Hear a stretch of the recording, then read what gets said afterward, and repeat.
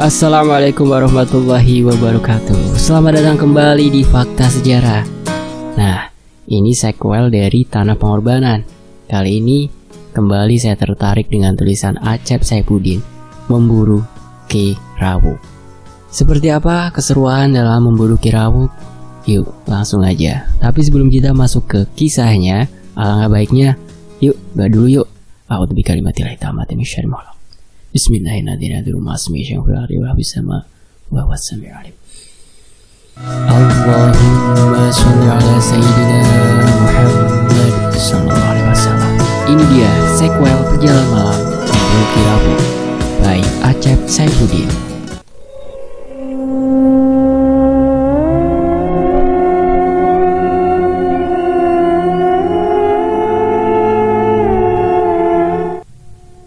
Siluet sosok seorang pria berkapak berjalan cepat ke arahnya sembari mengayunkan kapaknya. Jeritnya lantang saat kapak itu menderu ke arahnya. "Lailah!" teriaknya. Itu aneh. Dia yang hendak dihantam kapak, namun dia melihat yang hendak dihantam kapak adalah Lailah. Ia sejenak menutup kedua mata saat kapak itu mendekat dengan cepat ke arah Lailah. Rasmi menjerit kemudian terbangun dari mimpi buruknya. "Rasmi, ada apa nak?" Ibunya kaget seraya memasuki kamar Rasmi. "Aku mimpi buruk lagi, Bu." Rasmi mengusap wajahnya. "Soal Lailah?" tanya ibu. Rasmi pun mengangguk. Lailah tidak memiliki hubungan yang baik dengan Uwak Ijah dan Uwak Rahman. Mereka berdua seolah tidak menganggapnya sebagai anak. Kalau bukan kita yang memperhatikan Lailah, lalu siapa lagi? Ibu terdiam mendengar perkataan Rasmi. Sekarang dia sedang PKL di suatu tempat antah berantah. Saya khawatir itu menjadi hal buruk baginya, kata Rasmi lagi. Kita doakan Lailah. Semoga ia baik-baik saja di sana, tukas ibu. Sementara itu di desa Cikahuripan, pagi itu warga geger saat menemukan seorang perempuan hanyut di sungai. "Dia sebenarnya siapa?" ujar seorang warga. "Kita belum pernah melihatnya di desa kita. Apa dia dari desa sebelah?" tukas yang lain. Pak Dodi yang merupakan kepala desa mendatangi sungai yang juga tempatnya ditemukannya Rina, Lailah dan Rumsa. "Ini tidak mungkin," ucapnya seraya memperhatikan wajah perempuan itu. "Aku mengenalnya. Dia adalah pengasuhku sewaktu aku masih kecil." Beberapa saat kemudian setelah perempuan itu tersadar dari pingsannya, juga setelah warga membawanya ke puskesmas. "Mbak Sarna, pasti Mbak tidak mengenali saya," ujar Pak Dodi. "Bapak siapa ya? Ngomong-ngomong desa ini sekarang ramai," kata Sarna seraya menatap ke arah Pak Dodi. "Mitos bilang alam gaib dapat membuat seseorang menjadi awet muda. Sepertinya mitos itu berlaku padamu, Mbak Sarna," kata Pak Dodi membuat Sarna tercengang heran. "Apa maksud Bapak?" tanya Sarna bingung. "Saya adalah Dodi Sanjaya, putra Pak Mahfud dan Bu Rodiah. Mbak masih kenal mereka?" kata Pak Dodi memperjelas ucapannya. Mimik wajah Sarna berubah. Ia terlihat sangat terkejut setelah mendengar pemaparan Pak Dodi. "Itu tidak mungkin. Dodi tidak mungkin setua Bapak," sergah Sarna. "Ini memang aneh dan sulit diterima akal sehat. Tapi saya memang Dodi, bocah lelaki yang selalu Mbak bawa ke gubuk ladang milik Pak Karsim," kata Pak Dodi. Sarna masih terkejut. Ia benar-benar merasa tidak percaya dengan apa yang dialaminya kini. "Sudah berapa tahun aku disesatkan iblis itu," gumamnya. Pak Dodi duduk di hadapan Sarna. Ia sejenak terpekur. "Hari itu aku dibawa oleh sosok iblis yang sangat mengerikan. Kang Dadang tidak berhasil mencegahnya membawaku," tutur Sarna. "Aku sudah mendengarnya langsung dari Pak Dadang, Mbak Sarna. Saat itu ia sedang dipenjara karena kasus yang berkaitan dengan kematian ibu dan hilangnya ayah," kata Pak Dodi. Sarna tercengang mendengar perkataan Pak Dodi. Sekarang ia telah tiada, bukan? Tanyanya. Mbak sudah tahu. Pak Dodi menatap bingung ke arah Sarna. Sarna hanya terdiam. Kedua matanya tampak berkaca-kaca. Pak Dodi berkata lagi, saya mohon maaf Mbak. Saya tidak dapat mencegahnya dari menyerang Ki Rawuk. Tidak sempat lebih tepatnya. Sarna masih terdiam. Pak Dodi hanya menunggu perempuan itu bicara. Ia pun turut terdiam. Mendadak, deder! Suara petir membahana diiringi percikan kilat, membuat semua orang terperanjat ngeri. Ada apa ini? Aku merasakan ada yang tidak beres yang akan terjadi. Di mana gerangan Rahayu? Gumam Pak Dodi. Rahayu? Sarna terkejut mendengar kata-kata Pak Dodi. Di tengah hutan alas kawuni rupanya sedang terjadi suatu pertengkaran hebat antara Rahayu dengan kakeknya, Ki Rawuk. Kakek tidak bisa begitu saja membangkitkan kembali kerajaan Paninggalan, kek. Ini di zaman apa? Rahaya berkata suara agak keras. Tampaknya sebelumnya ia sempat adu argumen dengan Ki Rawuk. Rahayu, tanah itu bukan hak warga desa. Tanah itu telah dibasahi darah para korban pembantaian. Monumen yang dibangun di atas tanah itu seharusnya adalah sebuah istana kerajaan yang megah. Istana kerajaan Paninggalan yang baru. Aku ingin membangkitkan kembali kejayaan leluhur kita, tutur Ki Rawuk tegas. Kakek mungkin sakti, tapi kakek tidak pernah mempertimbangkan kemungkinan adanya orang lain yang lebih sakti yang berpihak ke negara. Pokoknya Rahayu tidak setuju, kek. Juga tolong kembalikan Pak Rohidin. Raden Jarasaksana, bergelar Sri Banda Sangasena telah mencuri identitasku sebagai Ki Rawuk palsu. Dia pantas menjadi arca selamanya. Ki Rawuk menatap tajam ke arah arca Pak Rohidin alias Raden Jara. Aku yakin di zaman sekarang manusia terutama di negeri ini lebih suka bermusuhan satu sama lain karena merasa paling benar sendiri. Jadi, aku tidak perlu takut dengan kehadiran manusia sakti yang pasti langka di zaman sekarang ini. Raden Jara itu anakmu sendiri, kek. Pamanku yang berjasa mengantarkan ayah ke puncak tahta. Beliau juga yang membantuku kabur ketika peristiwa pembantaian itu berlangsung. Ia juga yang menghidupkanku dan membalaskan dendam keluarga kita kepada para bajingan itu, kata Rahayu. Waktu itu, kemana kakek gerangan? Ki Rawuk terkekeh. Itu adalah takdir yang harus keluarga kita terima. Kakek tidak muncul karena waktu itu kakek sedang mati suri setelah dikalahkan Ki Ambar. Orang itu satu-satunya yang bisa mengalahkanku di masa itu. Sekarang dia sudah mati dan tidak hidup lagi sepertiku, jelasnya. Setelah sekian lama kakek menghilang, sekarang kakek baru peduli pada kerajaan, Rahayu bergejak. Dari dulu, kakek selalu peduli pada kerajaan warisan buyutmu ini. Kerajaan yang tentram loh Jinawi, jauh lebih tentram daripada keadaan negara ini, kata Ki Rawuk sambil menunjuk tanah di bawahnya. Kakek sudah cukup lama ingin membangkitkan kerajaan, namun itu tidak akan terjadi jika tidak ada anggota keluarga yang tersisa. Sekarang ada kamu, cucuku, dan kakek tidak membutuhkan yang lain-lain termasuk Jarasaksana. Dia adalah anak kurang ajar yang berani menggunakan nama samaran ayahnya sendiri. Lanjutnya, Rahayu hanya menatap miris ke arah arca Jara. Terus apa mau kakek sekarang? Dan untuk apa kakek melepaskan halilintar itu? Mau mengusir warga desa? Rahayu berujar sambil melihat ke arah suatu pilar besar di pusat reruntuhan yang mengeluarkan kilat. Kau akan tahu, cucuku, tukas Ki Rawuk seraya merapal mantra. Hentikan itu, kakek. Kau bisa membunuh banyak orang tidak bersalah, teriak Rahayu seraya melemparkan sebatang konde ke arah pilar besar itu. Namun, Ki Rawuk dengan cepat menangis konde itu hingga melayang jauh.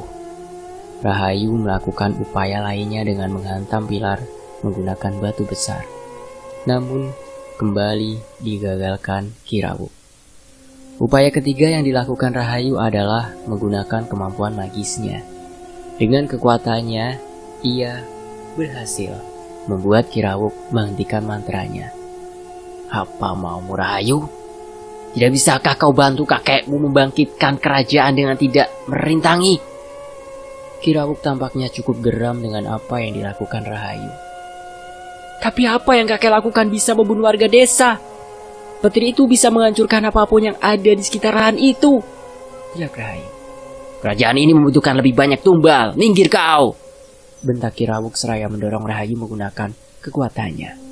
Rahayu terdorong ke belakang, ia tidak gentar. Lantas ia kembali menyerang Kirawuk yang sedang mulai dengan mantranya. Wush! Serangan Rahayu kembali membuat Kirawuk terganggu. Jangan merintangiku lagi, teriak Kirawuk serta melontarkan pukulan bertuahnya ke arah Rahayu. Rahayu yang tidak mengira mendapatkan serangan itu tertegun. Saat sinar merah pukulan Kirawuk menembus tubuhnya, tubuh Rahayu melayang ke udara dengan kedua matanya terbeliak. Kau kembalilah ke tungtung dunia yang telah hancur itu untuk kembali menjadi demit sangkapat yang ganas.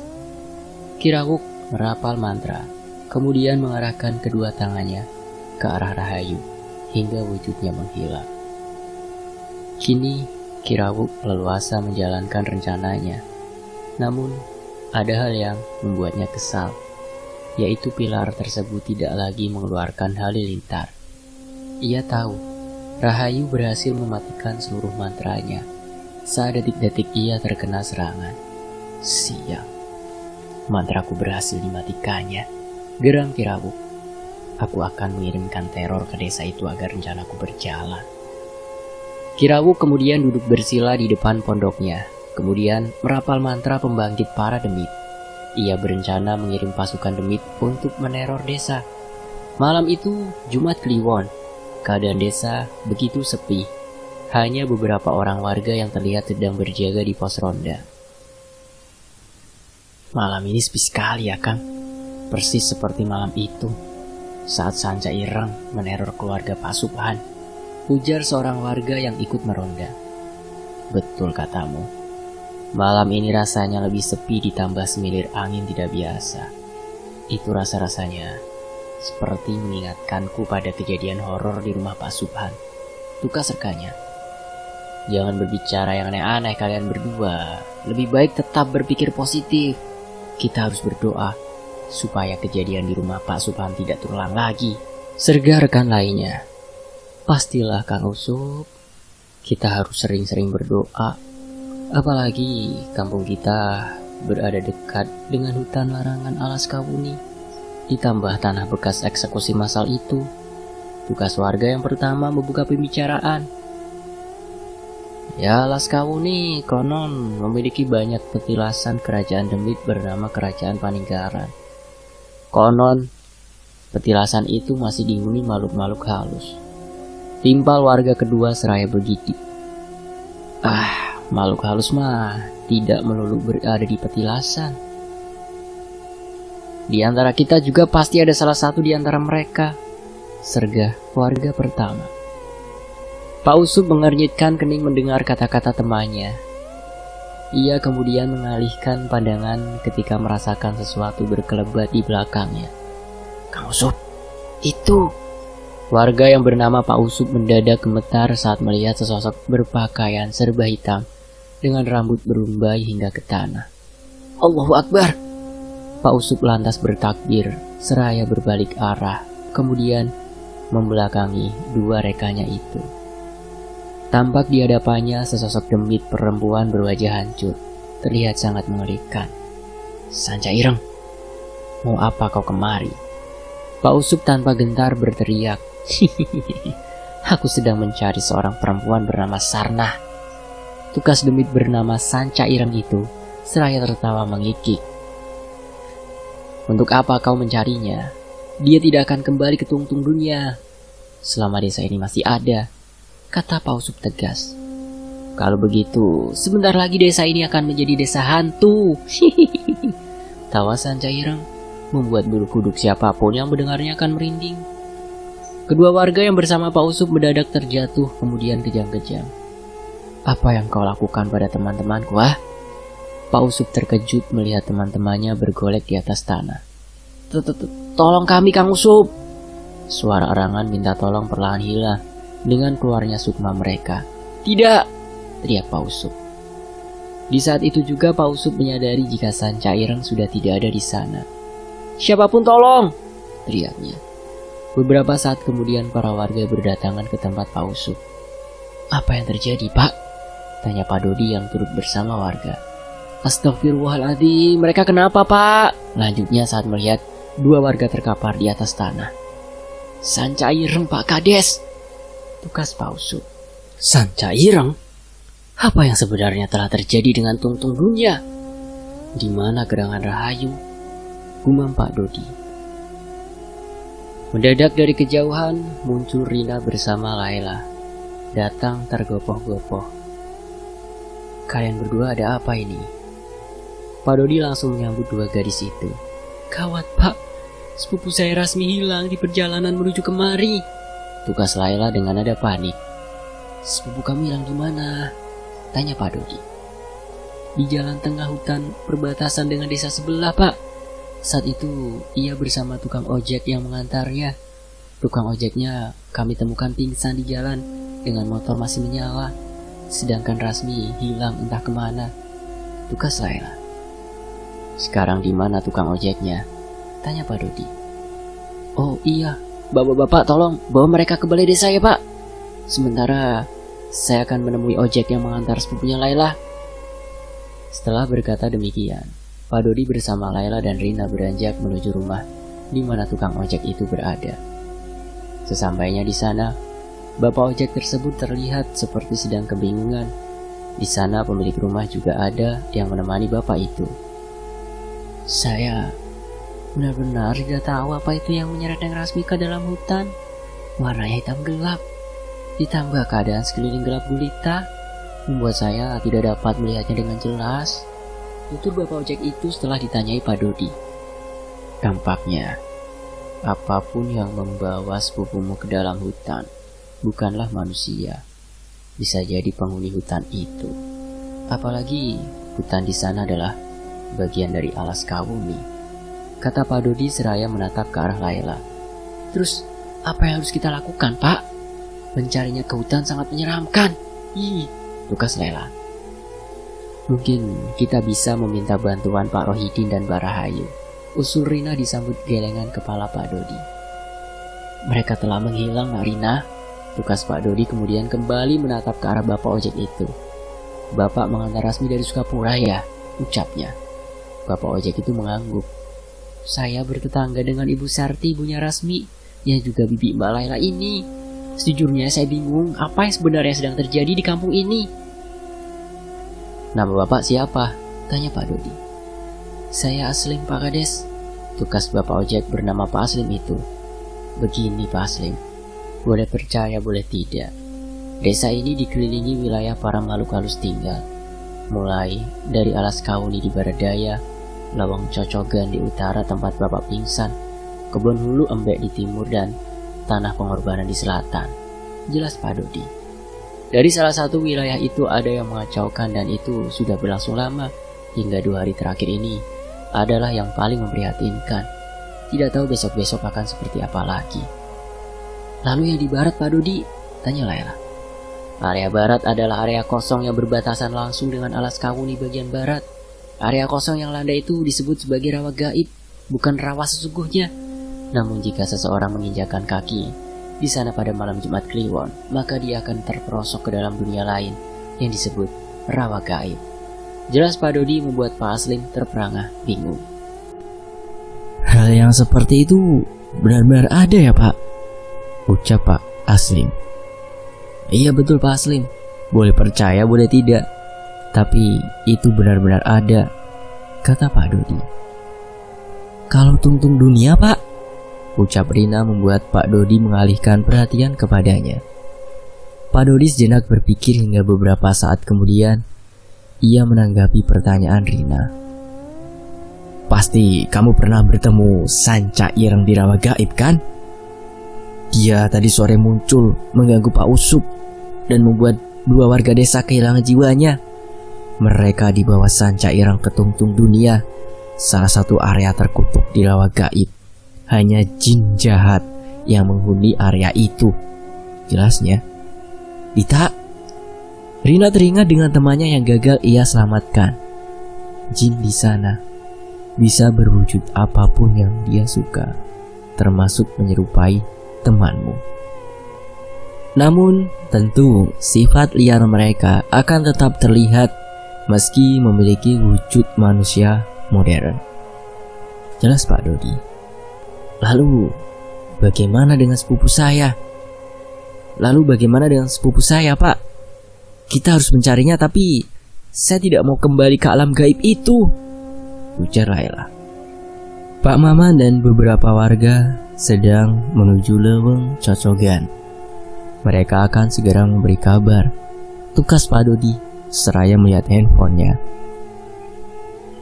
Cerita di bagian ini akan dimundurkan ke peristiwa penculikan Rasmi di Leweng Cocogan. Selamat menyimak. Sebuah sepeda motor jenis bebek melaju perlahan saat melewati tikungan di hutan itu. Motor itu rupanya dikemudikan Pak Aslim dan membonceng Rasmi di belakang dan barang bawaan di belakang setang. Tiba-tiba mesin mendadak mati saat melewati tikungan itu. Otomatis Pak Aslim sigap menekan rem. Astaga, kenapa malah mati mendadak begini? Tidak biasanya begini, ucap Pak Aslim seraya menghidupkan kembali mesin. Namun ia tidak berhasil menghidupkannya. Aduh, mana gelap lagi, keluh Rasmi seraya menunggu Pak Aslim menyalakan motor. Malam-malam mati mesin begini, ini akan menjadi pertanda tidak baik, Neng, tukas Pak Aslim seraya terus mencoba menghidupkan mesin sepeda motornya. Masih tidak mau menyala. Saya akan coba menyalanya. Rasmi kemudian turun dari motor. Begitupun Pak Aslim yang kemudian memasang standar 2 motornya. Selanjutnya, ia menyelah sepeda motornya, namun tetap tidak berhasil menghidupkan mesin. Celaka, motor benar-benar mogok, keluhnya seraya menoleh ke arah Rasmi. Namun, betapa terkejut dan ketakutannya dia ketika sosok Rasmi berganti menjadi sosok perempuan mengerikan, berpakaian serba hitam. Belum sempat memanggil Rasmi, sosok tersebut melesat ke arah Pak Aslim. Akibatnya ia terjatuh, tidak sadarkan diri di dekat sepeda motornya. Ku ambil dia satu-satunya keturunan Ki Ambar Wisesa Aryo Diningrat. Suara parau nenek-nenek demit terdengar bergema di sekeliling tikungan itu. Keadaan gelap tanpa cahaya sama sekali. Sementara Rasmi menghilang di alam gelap di bawah sosok negatif dari rawa gaib itu. Suara degup jantung berpacu seiring dengan tersadarnya si gadis yang sedang terbaring di bawah pohon beringin yang rimbun itu. Malam yang pekat menyelimuti tempat itu hingga siapapun tidak dapat melihat keadaan sekitarnya. Gadis yang adalah Rasmi perlahan membuka kedua matanya. Ia terperanjat ketika mendapati dirinya sedang berada di tempat yang sangat asing juga menyeramkan. Sayup-sayup ia mendengar suara erangan halus dari belakangnya. Ketika menoleh, ia langsung menjerit. Jangan takut, Nona. Aku hanya menginginkan keris itu. Suara parau nenek-nenek itu terdengar kembali dari sosok yang baru saja menakuti Rasmi. Jangan mendekat kau setan. Rasmi bergidik seraya mundur. Sosok itu semakin mendekat ke arah Rasmi seraya menjulurkan lidahnya yang bercabang seperti lidah ular. Menjauh dariku, perempuan ular. Tidak cukupkah kau mengganggu keluargaku? Teriak Rasmi seraya terus mundur. Dek. Kakinya menyentuh pangkal batang pohon di belakangnya. Rasmi terpojok. Pohon di belakangnya dan juga kanan kirinya mencegahnya keluar. Tentu saja itu karena campur tangan demit ular yang kita tahu sebagai Sanca Ireng. Akhirnya aku mendapatkan keris Ki Ambar yang tersohor itu. Dengan keris ini, aku akan menjadi ratu segala demit di muka bumi ini. Seraya berkata demikian, Sanca Ireng menjulurkan tangan kanannya yang ringkih dan kurus ke arah leher Rasmi. Tiba-tiba, Rasmi menusuk wajah Sanca Ireng dengan sebilah keris yang entah ia dapatkan dari mana. Wah, Sanca Ireng meraung, seraya mundur sembari menutupi wajahnya.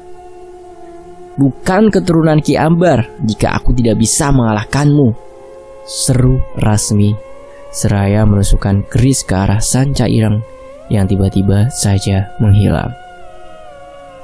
"Awas kau, tunggu pembalasanku," ancaman Sanca Ireng bergema di dalam hutan tersebut.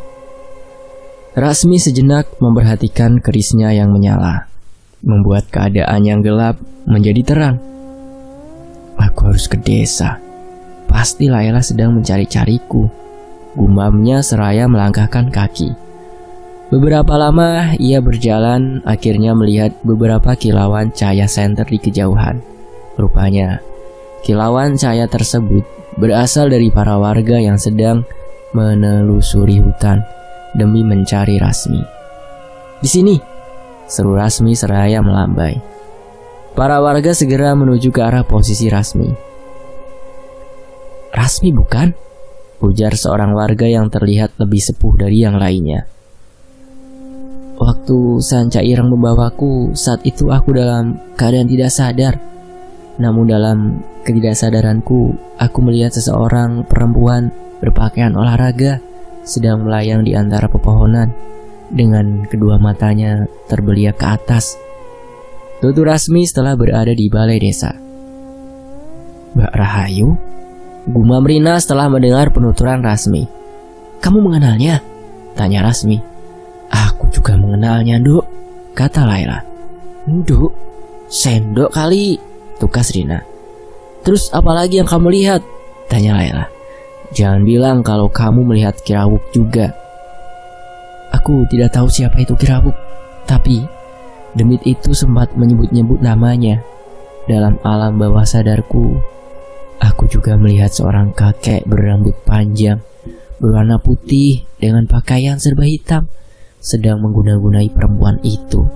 Jelas Rasmi membuat Layla dan Rina terkejut. "Itu Kirawuk, tapi kok ini seperti ada yang aneh," kata Rina dengan mimik serius.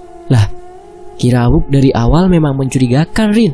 Tidak peduli dia berganti nama menjadi Kirohidin, tindak tanduknya tetap mencurigakan," tukas Layla. "Bukan soal itulah, ada yang lebih mencurigakan lagi mengenai sosok Kirawuk yang ini," tukas Rina. "Kirawuk yang ini? Maksudmu Kirawuk ada dua gitu?" Layla menatap heran ke arah Rina. "Bisa iya, bisa juga tidak," kata Rina membuat Layla tambah bingung. Rasmi terlihat sedang mengamati telapak tangannya. "Kalian berdua pernah ke rawa gaib bukan? Apakah tidak ada petunjuk di sana mengenai apa yang sebenarnya sedang terjadi?" tanya Rasmi. Layla dan Rina menatap lekat ke arah Rasmi. Tak lama, Rina teringat sesuatu yang mungkin ia lewatkan ketika sedang di rawa gaib. "Dita, aku sempat bertemu dia.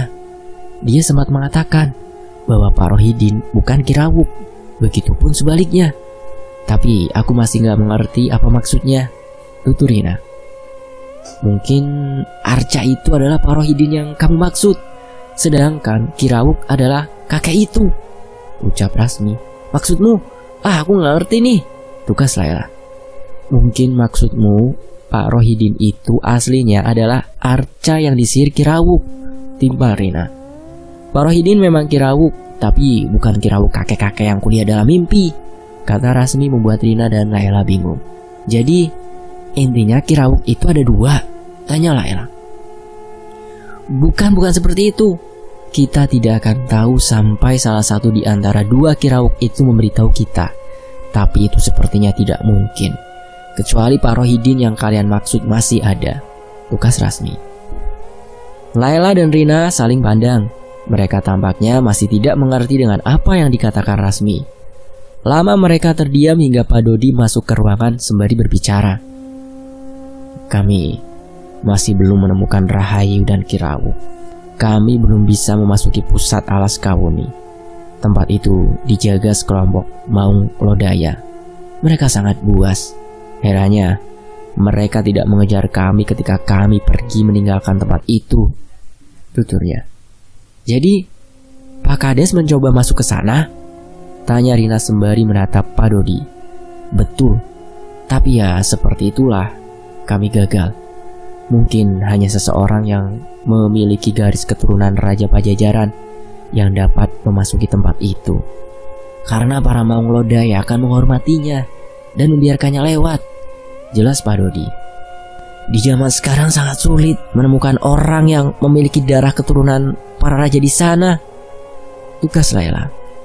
Rasmi tampak terdiam setelah mendengar pembicaraan Pak Dodi dengan Laila dan Rina. Ia sejenak menatap pergelangan tangan kanannya. Rasmi, ada apa?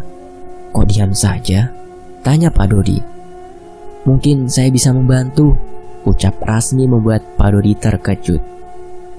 Beberapa saat kemudian, ketika mereka sedang berembuk dengan warga lain. Rasmi, apa kamu yakin mau ke sana? Ujar Laila. Aku harus ke sana sebab desa ini tidak akan bertahan jika Ki Rawuh masih ada di sana. Lagi pula, teror Sanca Ireng belakangan ini pasti karena Ki Rawuh. Tugas Rasmi. Mungkin kita harus meminta bantuan Abah Somad, tapi sayangnya beliau sudah tidak mungkin dapat membantu kita. Faktor umur juga yang membuat beliau tidak dapat membantu kita, ucap Pak Maman. Saya akan kembali ke sana bersama Rasmi. Lebih baik cukup saya dan Rasmi yang ke sana. Dek Rasmi ini satu-satunya harapan kita, tugas Pak Dodi. Hari bukannya masih pagi ya? Kok seperti sudah mau maghrib saja? Ujar Pak Usup saat menyadari apa yang janggal di pagi itu. Ini aneh. Bukannya Sangkapati sudah tidak ada? Atau jangan-jangan? Kata Pak Dodi seraya melihat telapak tangannya yang menyala. Tidak, kalung itu kembali. Ada yang tidak beres yang telah terjadi pada Rahayu. Ia kembali menjadi Sangkapati. Kita harus bersiap. Semua orang perhatiannya tertuju pada tangan Pak Dodi yang menggenggam kalung. Teriakan itu bergema seiring dengan kemunculan sosok negatif Sangkapati di pertigaan jalan pinggir dusun itu. Kondisi yang gelap membuat dua pemuda itu hanya bisa berlari tak tentu arah. Cepatlah, demit itu sedang memburu kita, ujar pemuda pertama panik. Lalu bagaimana dengan Irman? Kita tidak bisa meninggalkan dia begitu saja, tukas rekannya. Masalahnya dia sudah menyuruh kita pergi menemui Pak Dodi. Apapun yang terjadi, kita harus terus berlari ke desa, saut pemuda yang pertama. Tadi kau dengar teriakan itu? Aku khawatir Irman sudah dimangsanya, kata rekannya seraya terengah-engah. Setelah beberapa lama mereka berlari, akhirnya tibalah di depan balai desa, di mana tidak ada seorang pun berada di sana. Pak Kades, Pak Kades, teriak mereka berdua. Tidak ada jawaban, hanya sepi yang dirasa.